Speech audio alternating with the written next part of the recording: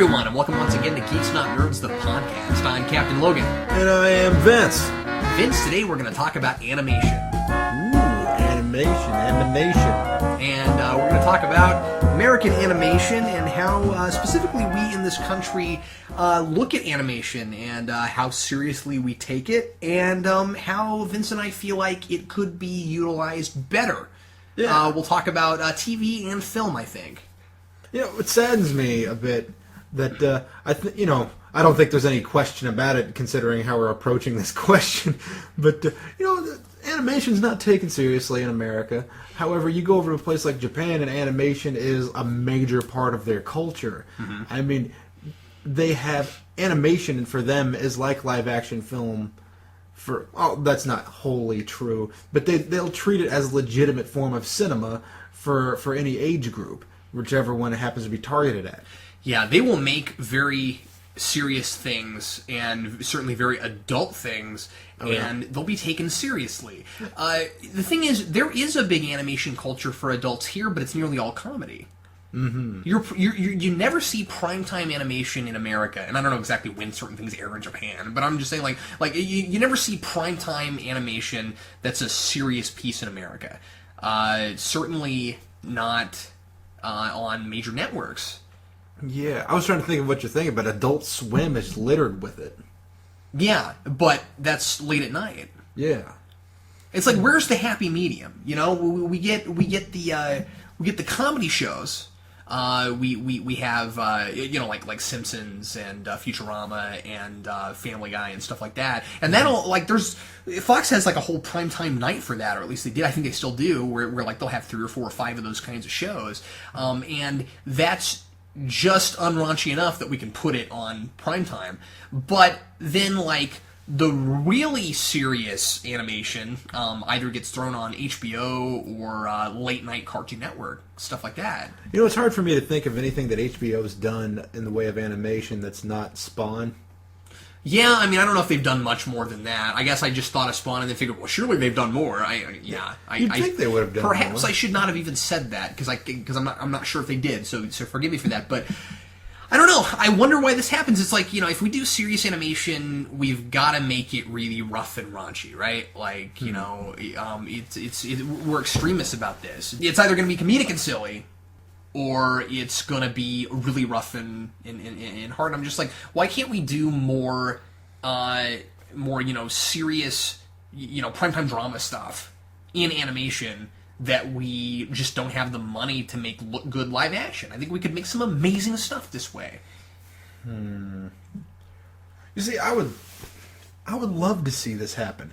I mean, because we have series that are meant for a general audience. A series that, one pops to mind. It's my favorite animated series, and I think probably yours too, Batman the Animated Series. Right. It's hard to talk about this and not bring that up. I mean, it's written for an audience that, it's tame enough for a kid to appreciate, but it's intelligent enough for an adult to appreciate. Mm-hmm. So what happened to this stuff? I mean, this stuff has just gone away, and now we have this geek culture that, and now we have this pop culture that only geeks can really appreciate. I mean, because. Well, and keep in mind, of course, that geek is becoming more and more of a mainstream idea. So take that for what it's worth. So I suppose in a way there is a happy medium forming. It's just they're having to compromise certain expectations of call it art, call it entertainment, call it what you will, but there are certain compromises that have to be made. I don't know. I think in a lot of ways, animation is taken more seriously by people, but maybe not so much by studios. That's a good point. Because I think if you did something like this, and then let's be a little more specific, what would we like to see? I think more serious comic book stuff in animation would be really great. We're still seeing somewhat silly representations of superheroes on TV and live action, and then of course we bring up Smallville all the time when we talk about this, but that happens. Sometimes it's really serious, and sometimes it gets really silly. But like, why can't we take something? Why couldn't we do something like like a darker, what, Green Arrow series, right? Or like, I don't know, maybe a Flash show that's not especially silly. Okay, we're doing these PG-13. We've talked about this before. We're doing these PG-13 DC animated movies. Why can't we take that idea and do a series on it? Yeah, I think it would sell. I think it would be great. I'd like to see just some more sci-fi fantasy stuff out there. Just get a little more of the genre, because right now we have a lot of this CSI and all this type of stuff on TV. Well, right, we don't have a lot of good genre fiction right now, and part of that's because of the economy and stuff like that. And if we had animated shows, a lot of that gets outsourced, so we could produce something that's adult and not pornographic, but just that's intended for an audience that is mature. It would not cost as much to make. Yeah, and we could do something very sophisticated with it. And I think the unfortunate part is that you do still have people who aren't used to animation. Who will immediately not want to watch a regular TV show because it's in animation. I think this definitely happens. And for some reason, it doesn't happen with movies like it happens with TV. It's odd to me. I look at a lot of people who are just big Japanese Japanophiles, whatever you want to call them. I'm not entirely certain, but I see this blending of culture among across for youth. That seems. I just want to say that seems like kind of a derogatory term. Yeah, just the way you said that. It does sound a little. I mean, nothing against big anime fans. No. And I'm not trying to say anything against people who just appreciate Japanese culture. Right. All I'm saying is that we have this blending of cultures that's coming across because of anime, but it's all youth culture. So therefore, we have this older generation that's not willing to look into it. Now, maybe this is just an age gap. Perhaps part of it is just that we haven't done enough of it in this country. So the people who really appreciate Japanese culture get this and are like, look, we can do serious animation. And it's not to say that it's never done. I think what I'm talking about more is why it's not done, why it's not more in the limelight, why these shows don't come out and we don't see them like competing for ratings. I wonder. I think I'm making some wild conjectures here. Oh, that's okay. That's okay. It wouldn't be the first time. I wonder how related this could possibly be to the porn industry for Japan. Because are we really going to get? Okay. Yeah, I'm going to go there. Right. Because they have pornographic anime, and to some extent they have everything anime. Well, yeah, they have everything anime. You're right, but I think that anime, in a way, is a way of exploring fantasy. And I read somewhere that even child pornography wasn't outlawed until the 90s in Japan. Now, I could be wrong about that. No, I think you're right. I read that somewhere. And I wish I could cite my source. Man, that makes me sound like an idiot. But the interesting thing about that is that I think there is a certain amount of fantasy playing out, or that anime is used for that. And so we don't really have that over here because people don't... Oh, okay, I know where I'm going with this. All right. All the synapses are linking up.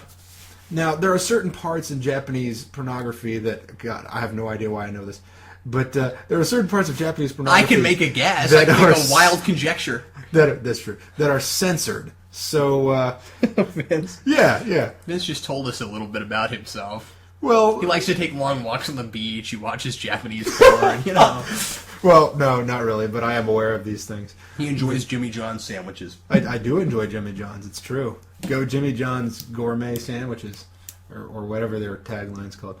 But there are certain parts that's censored so they can explore and they can live out these fantasies. I think in a way the Japanese government may have forced their culture into appreciating things that are a little less detailed and therefore a little more explicit. I don't know about all that. Now that he said it, we're just going to go, cool, moving on. I don't know, do I have to comment on this? Yes, all of it. Let's go step by step. No, that was just an idea. I'm just tossing it out. No, but it's certainly... The bottom line is it's a giant difference in cultures, right? the Japanese take animation seriously and we don't. The Japanese take comic books seriously and we don't. The Japanese know how to make comics that aren't necessarily superheroes. We haven't figured that out yet. We used to do that 50, 60 years ago. We kind of forgot how to do that. Well, when that one guy... I'm kidding, we just don't do very much of it. I forgot the... What, Stan Lee? No, the name of the guy who... Who was that dude who invented, like, what, 85% of super... I don't know, who was it? Oh, Stan Lee, right, that guy. Frederick Wortham. Yeah, right, Wortham, right. You know, after he came down hard on everything joking. that wasn't the major comic book characters. I mean, even then, still. Oh no, he kind of came down on all of comics. He was like, this is destroying our youth, and they're becoming violent and scary. And he did come down on Superman. They did even have a big deal about Superman within the juvenile delinquency hearings. Mm-hmm. So, but the major things that they focused on... Isn't that kind of like putting God on trial? Sort of, at least a Jesus figure. Yeah, really. But a Jesus figure that uses violence, and that was his point. So. Oh, yeah, okay, well, fair enough. I mean, Wortham is not... I'm not saying I worship Superman, by the way. That's not what... Superman dos Santos. Anyway. Like, no, actually, that's nothing like putting God on trial. Anyway, go ahead. Savage Dragon was put on trial by God. Really? But, yeah, well, he had a talk with God, anyway. Oh, okay. I didn't read it. I saw the cover and went, that looks absurd, and I put it back on the shelf. Funny, because usually when I have that reaction, I buy things. Wow, that looks absurd. I better purchase this. God is a man with flowing white hair and a big white beard, and he's very angry. Oh, really? And he's, like, driving a sleigh with some reindeer on it. He says, ho, ho, ho, but he has a grimace. So. Oh, yeah. Scary Santa Claus. Scary Claus. Yeah, Scary Spice. Anyway, where were we going with this? I am not certain. But, Frederick Wortham. Right. So, he basically took what, I don't know. I can't really say that that's the cause that Americans don't appreciate animation, but I think that's a part of the cause that Americans don't appreciate comic books here. Oh, sure, yeah. Is because they were vilified in a way, so therefore anything that was meant largely for a child consumer, i.e. American comic books, they don't get any appreciation. Therefore, there's a leap in logic where we look at animation and say, well, this was largely intended for children because look at Looney Tunes and Disney. Well, and of course the Japanese latched onto it after that. Yeah. So, I even saw a documentary that was about how Japanese animation influences just American cinema, live action or whatever. Oh, it does, yeah. So, one of the big things they came back to was The Matrix. So, Sure. What would it take? What would it take to get serious animation to be taken seriously? More than just... because, like I said, we will see some serious stuff happen. It seems like more often it happens on MTV. Have you noticed this? Where, like, the serious American animated shows, like what? Like the Spider-Man animated series that was on MTV, that wasn't especially a kid's show. That was kind of a more adult thing. Aeon Flux? It seems Flux. Wasn't that an MTV show? I think so. It seems like there was an MTV show that I was just watching the other day that I enjoyed. But for the life of me, I cannot remember what it was. I feel bad for not knowing this because I never really watched Aeon Flux. I saw the film, but I never really watched the show. Was that an American show, or was it more anime? Did you ever watch it? No, I have no idea. I know Charlize Theron was in the movie. Somebody let us know, because I'm not real sure if it was. I don't think it was an anime though. I'm almost positive. It was. It may have been an anime style. Much in the same way that maybe a little Avatar: bit, The Last Airbender was anime. Well, yeah, but except that it was, but it was computer. It was computer animation. But anyway, but even that stuff wasn't probably like in primetime television. Like I know I'm on about this primetime thing, but I'm just saying like that's what's going to have to happen before we like really validate it as a more serious medium. Yeah, maybe that's what it would take is for some companies, some broadcasting or filmmaking companies would take the risk and try to market a major Hollywood motion picture or a major primetime TV show that are animated. Well, I don't know. More serious, animated films happen. Not a lot, I don't suppose. I can't. Nothing huge springs to mind. Yeah. The big thing that I ever hear adults talking about are things that they would take their kids to. Yeah, that's true. Being, like, say, Toy Story 3, for example. Yeah, but, well, Pixar films these days, Disney films earlier. Mm-hmm. You know, your Disney classics back when Disney used to know how to use, or regular animation. And I do think we have American movies, or American animated movies that are intended for adults, but I can't think of one for the life of me right now. And then suddenly 30 comments show up. Yeah, sure. Well, I don't know. I think it's just because we're on about this. You know what I mean? We're like, we can't think of any, therefore there are none. Well, we can't think of any, therefore there aren't enough. No, exactly. That's true. I mean, they exist, but they're not the big heavy hitters, right? Mm-hmm. Did you ever see Heavy Metal? Oh, yeah.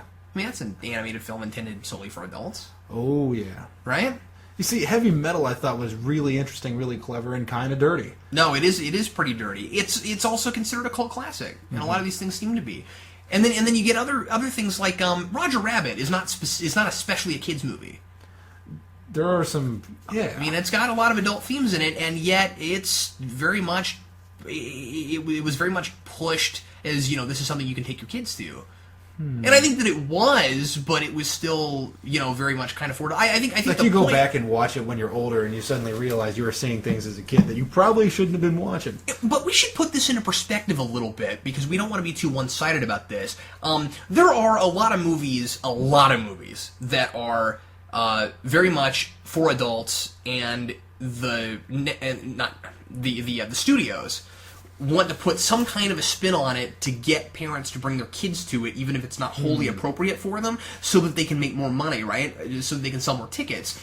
So you're going to see a lot of, like, storybooks and action figures and things like that made for movies, merchandising, so that we can try to get our kids to go, and so that we can sell some merchandise. So, I mean, like, there were a lot of people, and I think we may have mentioned this at one point, but there were a lot of people who were really a little bit irritated about how kid merchandised Dark Knight was.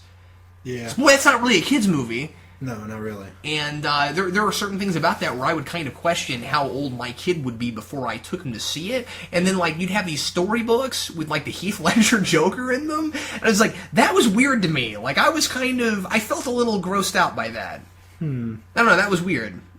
To go partially off topic, I saw a Quentin Tarantino interview where Tarantino said that he would support parents taking their kids to go see Kill Bill. Ooh, that bothers me. And the reason he said that was that parents who were taking their kids who were particularly mature, who thought that they could handle the movie, and so a parent would have to deem fit for the child to see it, rather than the parent should take the kids because it's fit for every kid. But that's true about anything. Yeah. So you have to take everything on a case-by-case basis. There certainly are kids who can handle things at 10 years old that other kids could not. I was watching horror films at 11 or 12.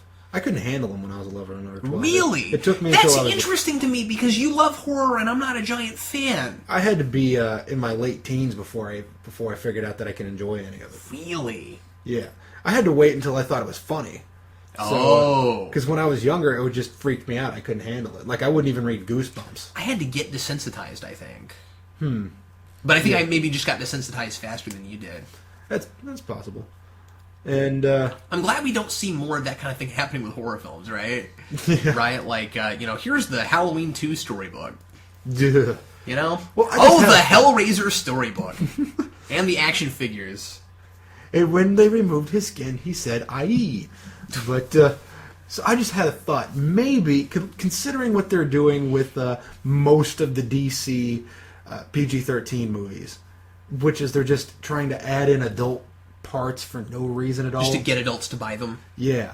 I'm thinking that maybe part of the problem why American animation hasn't advanced as far as adults is because it hasn't matured enough in America.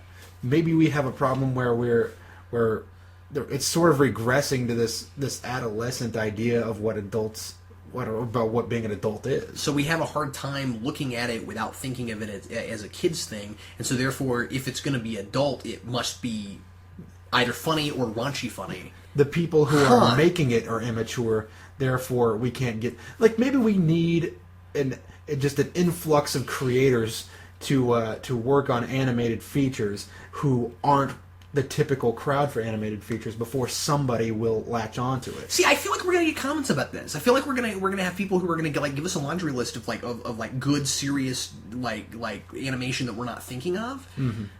But I just feel like it needs to be more in the mainstream. Mm-hmm. Seems like I should be thinking of more stuff that I'm not thinking of. Like it's weird. Like my favorite animated stuff are things that were pitched to kids.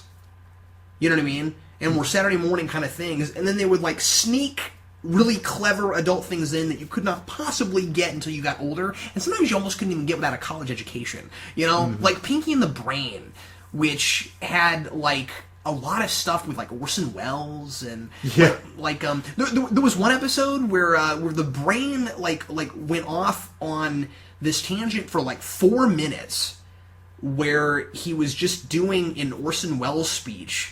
And they changed it up to make it funny, but he was pretty much just doing this whole Orson Welles speech. And there's not, I wouldn't have got that when I was a kid. Yeah. But it was funny because it was the brain. Mr. Fusion would. Mr. Fusion would. That's true. But I just think it's interesting. It's like in order to get some of that sophistication in there, it has to be snuck in. Mm-hmm. And so maybe we have creators working on the wrong things. They find people who would make adult things. They're like, here, guys, make something adult. But they're so ingrained to making something that's not for adults that they're going to create effectively something that's just raunchy, as opposed to people who are going, well, I'm making something for kids, but I really want it to be clever too. Well, I think also what happens when some animators are told to make things for adults is they're used to making things for kids. So even though they're trying to make something more sophisticated, they're still stuck in this mindset from when they were told for years and years, it must be dumbed down to this level. It must be made this particular way. And I think that's part of what we're seeing with the DC Universe movies. Is that for too long, Bruce Timm and his team were told, you have to make things a certain way, and they kept pushing envelopes. They kept trying to get away with stuff to make it more adult, make it more interesting. But I think they still got kind of used to a formula. And that's not to say that they didn't make amazing things, but I think that some of the stuff that they made could have been even better had they not been limited by the format. And finally, with Batman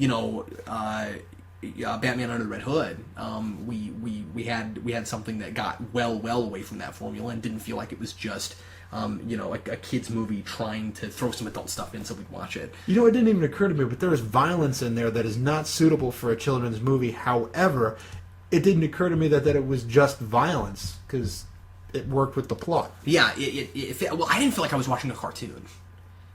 Really? Which is what was great about it. I firmly felt like I was watching a cartoon. Oh, okay, all right, cool. Well, I'm just saying that I was sucked into the universe, and so I wasn't thinking, oh, I'm watching a cartoon. Oh, I don't think I would anyway, because I love animation, and it just it's a medium. It works for me, Yeah. Well, anyway, I would like to hear what people have to say about this. And let me also go on record to say that Vince and I obviously don't know Japanese animation that well. It's not our field, it's not our forte. So we didn't mean to sit here and talk for 20 minutes about something we don't know a great deal about.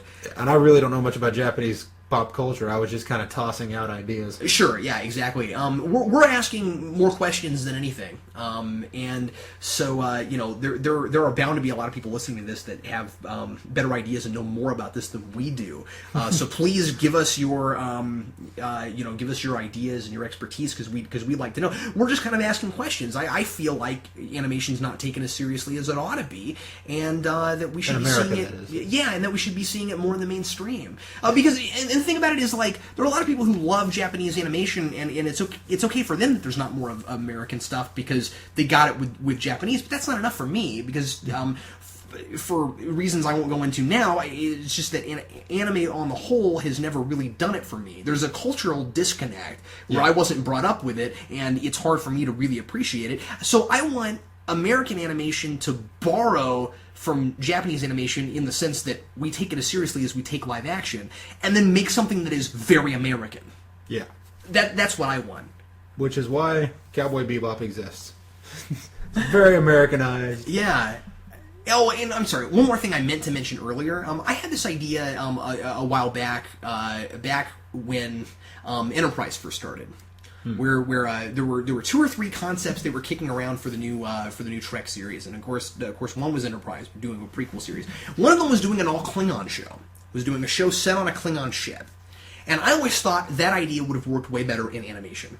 And I thought, how cool would it be to have a serious, pretty rough and tumble Klingon series that was animated in kind of the Batman animation style, and with like a lot of muted colors, very reddish kind of show. And I thought that would be all kinds of fun, and that would be even fun occasionally to do like an episode completely in Klingon with English subtitles. Like I thought it'd be just all kinds of cool. But yeah. Anyway, nothing to add. I just think it's neat. I don't know. I just thought this would be a good time to bring that up. Vince, what's your rant this week? My rant is webcomics. Not all webcomics. Most webcomics. I get irritated with webcomics that are just trying to create this little witty... I might even extend this to just comic strips in general. Because... I get irritated when I read a webcomic that's just this small little badum-ching joke, and they're trying to hook it into an overarching plot that happens from week to week.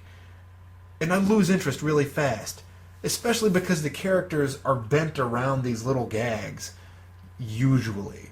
And so we'll have these very two-dimensional characters put into something that seems very Mary Sue to me. It seems to me that a lot of webcomics are lives that creators would find more interesting than their own, and they're just trying to live out experiences as if this character were doing things that they wanted to be doing within the universe they've created. So I'm not saying that all webcomics are bad. I read a few of them. I think The Gutters is hilarious. But well, and if you're the only person who can appreciate something, what's the point in? I mean, that's the thing, is that I think there's a lot of people out there who are interested in exploring and indulging a fantasy. Therefore, they do like a lot of these webcomics that drive me nuts. But the webcomics are not about creating something that's good literature. They're about creating something that's more of an experience, and that's not enough for me. And I get annoyed when I have friends that say, Vince, you have to read this. It's really good. And I read it and I say, by what standards are you considering this to be good? So... Do you feel like people are just lowering their standards to enjoy these sorts of things? Or do you think it's just a cultural disconnect? I think a lot of it is... Because a lot of webcomics are created by Americans. I think that people are lowering their standards. I think that people look for that type of thing, because it's easy to read, it's not particularly complicated, and it's a weekly thing. It's something that they can get involved in, and it's free. So, yeah, I think it's more important now than it ever has been for creators to be as smart as they can be about what they make, because we don't have to be making a living creating creating creative mediums, writing and doing videos, making podcasts like we do, but really anything, making comic books to stuff like that for people to read them. I mean, it's so easy to get it's so much easier now relatively than it ever used to be to get your stuff out there and get people to look at it. That if that's going to become our mainstream culture, because I think it really is. I think it's becoming. I think that independently produced stuff is becoming much more mainstream, which is really cool. Unless people aren't talented at it. Because then it means that you don't have to be talented for people to consider your stuff good. And I just think that that's a problem. That isn't to say that not everybody can get really good at stuff, but you shouldn't be told you're good at things when you're not. You should have to get good at things. There should be a bar that is raised, and you should have to get there. And I don't want to list any particular webcomics out there. Sure, yeah, exactly. Well, and I didn't mean to get on my soapbox. Well, I sort of did, so... Okay, sure. But I would also like to say that just because I don't like them doesn't mean that they're completely void of original ideas or even interesting ideas. It's just that it seems to be that most of the time it's just the idea and no story. And I'm not saying that... You mean like concept over execution? Yeah. Okay. A lot of it's just plot-driven, here you go. This is the universe that I've created. So I'm done. Okay. I'm not going to keep hammering this thing into the ground. Oh, that's okay. That might be another topic. Okay, so I'm going to do a short rant about using random words to accentuate points that totally have nothing to do with what you're talking about. One of these that's running around all the time right now, of course, is the word epic, where everything's epic now. It doesn't matter what it is, it's epic, right? Like, fails are epic, but everything else is epic. And it's sort of like they said in The Incredibles, if everybody's super, nobody is. So if everything's epic, nothing is epic. And I just think it's amusing. Well, I heard something on the radio tonight that literally made me almost crash my car, because it was really funny. And it was a car commercial, and I can't remember for what company. But it was one of those car commercials with, like, the deep, booming voice announcer guy who's talking really fast. And he's like, and it comes with this and this and this and this. And then he used the phrase bulletproof limited warranty. Bulletproof. It's a limited warranty, but it's bulletproof. I want one. I want to put it in my shirt, and I want to walk through East St. Louis. Am I just ignorant? Like, would someone tell me what that means? Like, is that like a normal phrase that's used to try to get people to get a warranty, or are they just throwing random words on things to make them sound better? It means that they put the warranty in a bulletproof folder. Oh, surely not. No, probably not. A bulletproof. I don't know. I just thought that was really amusing. I would love to have a bulletproof folder. Anyway, well, hey, we're all out of time, but thanks a lot for listening to Geeks Not Nerds, the podcast. And once again, we'd love to hear from you about this topic. There's a lot of stuff that I'm sure we didn't get into that, and I'm admitting, I'd like to be more educated about this. So, I wouldn't. Oh, okay, all right. Never cool. mind. Don't worry about it. Vince does not find it important to increase his knowledge or to better himself, but I do, so do it for me. I didn't go to college for that. I went to college for all the alcohol I could drink, provided I pay for that and tuition. Really? Because I don't remember you being much of a drinker. Well, yeah. I'm also addicted to sarcasm. I drink that late at night at parties. I have to get driven home by a designated driver because I had too much sarcasm. Anyway, thanks a lot for listening once again. I'm Captain Logan. And I'm Vince. We'll see you next week.